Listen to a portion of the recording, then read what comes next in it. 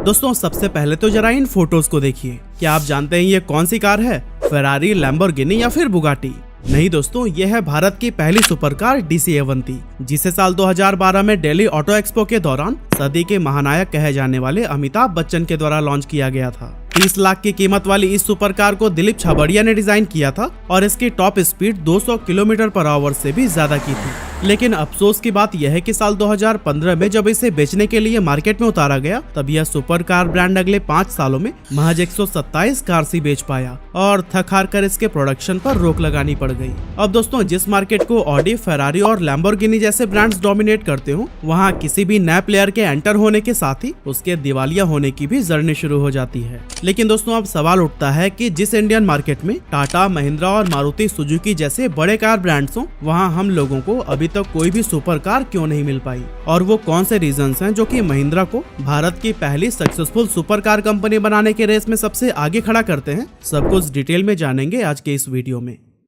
दोस्तों, क्या आपको पता है हमारे देश में 169 बिलियनियर्स हैं और इस मामले में हम अमेरिका और चाइना के बाद तीसरे नंबर पर आते हैं। इसके अलावा भारत में करीब 8 लाख लोग ऐसे भी हैं जिनकी नेटवर्थ $1 मिलियन से भी ज्यादा की है। और द हिंदू के इस आर्टिकल के अकॉर्डिंग भारत में 1,69,000 लोग ऐसे हैं जो कि साल में 1 करोड़ रुपए से भी ज्यादा की कमाई करते हैं। अब देखा जाए तो 2022 में हमारे देश में करीब 38 से 39 हजार लग्जरी कार्स बेची गई थी, जिनमें मर्सिडीज बेंज, BMW और ऑडी का सबसे बड़ा शेयर था। अब दोस्तों, एक लग्जरी कार और सुपर कार में फर्क ये होता है कि एक तरफ जहां सुपर कार को बनाते समय पावर, परफॉर्मेंस और स्पीड पर फोकस किया जाता है, वहीं लग्जरी कार्स अपने रॉयल लुक्स, कंफर्ट और रिलायबिलिटी के लिए जानी जाती हैं। जहां सुपर कार्स को आप ओवर प्राइस्ड और ओवर वैल्यूड कह सकते हैं, वहीं luxury cars value for money होती हैं। और यही कारण है कि ज्यादातर इंडियंस जब एक कार पर करोड़ों रुपए खर्च कर रहे होते हैं, तो वो कंफर्ट और रिलायबिलिटी को ज्यादा प्रेफरेंस देते हैं, जबकि हमें बहुत ज्यादा स्पीड और परफॉर्मेंस से कुछ खास फर्क नहीं पड़ता। और हाँ, एक सुपर कार को बनाने में डिजाइन, इंजीनियरिंग और मैन्युफैक्चरिंग की हाईएस्ट लेवल एक्सपर्टीज चाहिए होती है, जिसकी कमी हमारे देश की ऑटोमोबाइल मैन्युफैक्चरिंग इंडस्ट्री में साफ तौर पर देखने को मिलती है। हालांकि ऐसा भी नहीं है कि ये हाईएस्ट लेवल ऑफ एक्सपर्टीज हमारे देश में मौजूद ही नहीं है या फिर हम इसे दूसरे देशों से इंपोर्ट नहीं कर सकते। यहाँ प्रॉब्लम यह है कि इसमें लगने वाला पैसा 99% कंपनीज को पहले ही रेस से बाहर कर देता है। सुपर कार्स को बनाने के लिए रिसर्च एंड डेवलपमेंट पर पानी की तरह पैसा बहाना पड़ता है, लेकिन जब आप इसके रिटर्न्स को देखेंगे तो शायद वो उतने अच्छे नजर नहीं आते हैं। अब इंडियन सुपर कार ब्रांड्स को साइड में रखकर अगर हम दूसरे देशों से भारत में बिजनेस करने आए ग्लोबल ब्रांड्स को भी देखें, तो भारत का मार्केट उनके लिए बहुत प्रॉब्लम वाला हो जाता है, क्योंकि भारत में इन सुपर कार्स पर कस्टम ड्यूटी और इंपोर्ट टैक्सेस इतने हाई लगते हैं कि मार्केट में उतारने के पहले ही इनकी कीमत 1 से 2 करोड़ रुपए तक बढ़ जाती है। इसके बाद भी इनके रजिस्ट्रेशन, इंश्योरेंस और मेंटेनेंस पर भी लोगों को अच्छा खासा पैसा उड़ाना पड़ जाता है। अब अगर मेंटेनेंस की बात चली रही है, तो फिर आपको पता ही होगा कि सुपर कार्स को नॉर्मल कार्स के कंपैरिजन में काफी ज्यादा मेंटेनेंस की रिक्वायरमेंट होती है और ये इंडियन ओनर्स के लिए बहुत महंगा सौदा हो जाता है, क्योंकि भारत में सुपर कार कंपनीज के ना तो प्रॉपर सर्विस सेंटर्स हैं और न ही नुक्कड़ पर दुकान लगाने वाले लोकल मैकेनिक इसे रिपेयर कर पाते हैं। स्पेयर पार्ट्स और स्पेशलाइज्ड मशीन्स को तो अक्सर दूसरे शहर या फिर कई बार तो दूसरे देशों से भी मंगाना पड़ जाता है, जो कि समय और पैसे दोनों के बर्बादी की वजह बनती है। और दोस्तों, एक कहावत है कि इंसान को कभी भी अपनी देश की सरकार से अमीर नहीं होना चाहिए। सुपर कार्स के केस में भी ये बात 100% फिट बैठती है। इन सुपर कार्स की डिजाइन ही कुछ इस तरह से की जाती है कि ये स्मूथ और इवन रोड्स पर ही चलती हैं। लेकिन भारत की रोड्स की हालत को देखकर तो इनके ऊपर सुपर कार्स चलाने का आपका मन भी नहीं करेगा। हालांकि हमारे हाईवेज, एक्सप्रेसवेज और कुछ मेट्रो सिटीज में मौजूद रेस ट्रैक्स इतने वेल बिल्ड हैं कि यहाँ पर सुपर कार्स आराम से चलाई जा सकती हैं, लेकिन वहाँ तक पहुँचने के लिए भी शहर की तंग गलियों और गड्ढों से भरी रोड से ही गुजरना पड़ता है, जो कि सारे मजे पर पानी फेर देता है। अब इतना सब कुछ सुनने के बाद भी अगर कोई सुपर कार खरीदने का आप मन बना ले, तो फिर मेरे एक सवाल का जवाब जरूर दीजिएगा। इमेजिन करिए कि आप कहीं से गुजर रहे हैं और आपको किसी मॉल के बाहर एक चमचमाती लैम्बोर्गिनी खड़ी हुई दिखाई देती है। ऐसे में आप सबसे पहले क्या करेंगे? जाहिर सी बात है कि ज्यादातर लोग गाड़ी के पास जाएंगे और उसके साथ अपनी फोटो लेंगे। ऐसे में उस कार के डैमेज होने का खतरा काफी ज्यादा बढ़ जाएगा और उसके ऑनर को हमेशा अपनी कार की सिक्योरिटी का कंसर्न बना रहेगा। सुपर कार्स बेवजह का अट्रैक्शन ग्रैब करती है, जो कि ज्यादातर केसेस में ऑनर्स के लिए एक बड़ी प्रॉब्लम बन जाती है। अब इतना सब कुछ सुनने के बाद आपके दिमाग में भी यही चल रहा होगा कि अगर सुपर कार्स के साथ इतनी सारी प्रॉब्लम्स हैं और उनकी सेल्स भी इतनी लिमिटेड है, तो आखिर कोई इंडियन ब्रांड सुपर कार्स के मार्केट में क्यों ही उतरना चाहेगा।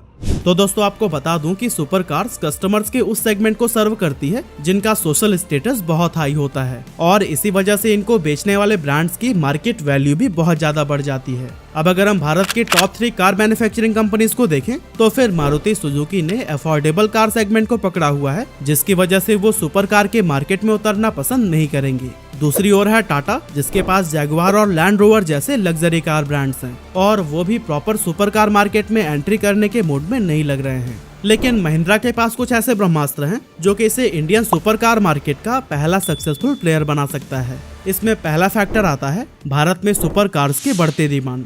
अब आप कहेंगे कि अभी तो मैं सुपर कार की डिमांड को लिमिटेड बता रहा था और अब मैं कह रहा हूँ कि इसकी डिमांड बढ़ रही है। अब दोस्तों इसे आप बुगाटी के सुपर कार्स के एग्जांपल से समझ सकते हैं, जिसे कि भारत में शायद 1-2 लोग ही ओन करते होंगे। इसकी न के बराबर डिमांड होने की वजह से कंपनी इंडियन मार्केट में एंटर होने की तो ट्राई भी नहीं कर रही है। लेकिन वहीं अगर आप हमारे देश के किसी सर्टिफाइड सुपर कार डीलर पर नजर डालिए तो उनके पास Audi R8, Lamborghini, Mercedes Benz और फोर्ड मस्टैंग जैसी सुपर कार्स हमेशा ही आउट ऑफ स्टॉक रहती हैं। रीजन है नॉर्मल सुपर कार्स और प्रीमियम सुपर कार्स के बीच का प्राइस डिफरेंस। पैंडेमिक के बाद ज्यादातर सुपर कार कंपनीज ने यह एस्टिमेट लगाया था कि भारत के लोगों की फाइनेंशियल कंडीशन अनस्टेबल होगी और वो ज्यादा सुपर कार्स खरीदना पसंद नहीं करेंगे, लेकिन रियलिटी में इसका बिल्कुल अपोजिट देखने को मिला है। साल 2021 में करीब 69 कार्स बेचने के बाद से 2022 में लैम्बोर्गिनी की सेल्स 92 पहुंच गई थी, और 2023 के लिए उन्होंने 100 कार्स सेल करने का जो टारगेट रखा था वो इस साल के पहले क्वार्टर में ही कंप्लीट हो गया। लैम्बोर्गिनी के अलावा पॉर्श और फेरारी जैसे सुपर कार्स के सेल्स में भी हाइक देखने को मिला है।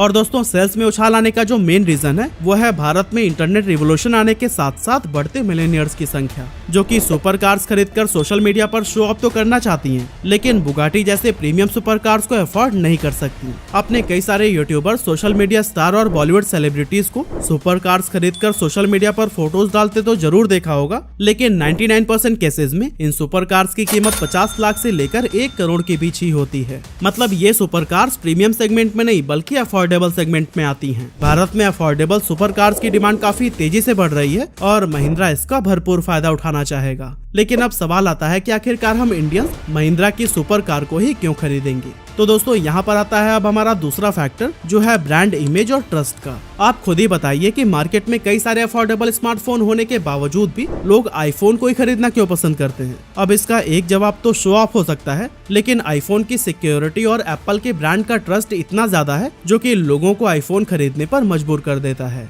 अब जब आप महिंद्रा का नाम सुनते हैं तो आपके मन में ट्रस्ट, पावर और सिक्योरिटी की फीलिंग आती है, क्योंकि हमारे देश में ये कंपनी इंडियन आर्मी के व्हीकल्स भी मैन्युफैक्चर कर रही है और महिंद्रा थार जैसे कार से ऑफ रोडिंग में भी धमाल मचा रही है। मतलब कि महिंद्रा के पास वो ब्रांड इमेज और ट्रस्ट पहले से ही मौजूद है, जिसके लिए नई कंपनीज को सालों खर्च करने पड़ते हैं, और ये उन्हें मार्केट में स्टैंड आउट करने में बहुत मददगार साबित होगा। पिछले करीब 10 सालों में महिंद्रा के द्वारा लिए गए कई सारे फैसले इस बात की ओर इशारा करते हैं कि जल्द ही महिंद्रा सुपर कार्स के भी मार्केट में कूदने वाला है। साल 2012 में उन्होंने ऑस्टन मार्टिन को एक्वायर करने की सिफारिश की थी, लेकिन उस समय वो फेल हो गए थे। पर साल 2015 में उन्होंने Italian car design firm Pininfarina को 1240 करोड़ रुपए में सक्सेसफुली एक्वायर कर लिया। ये कंपनी फेरारी, रोल्स रॉयस और कैडिलैक जैसी आइकॉनिक ब्रांड के लिए भी कार डिजाइन कर चुकी है और ये महिंद्रा के सक्सेस में भी इम्पोर्टेंट रोल प्ले कर सकती है। अब दोस्तों आप में से बहुत ही कम लोग जानते होंगे कि महिंद्रा के पास एक मोटर रेसिंग टीम भी है जो कि यूनाइटेड किंगडम के बैनबरी में बेस्ड है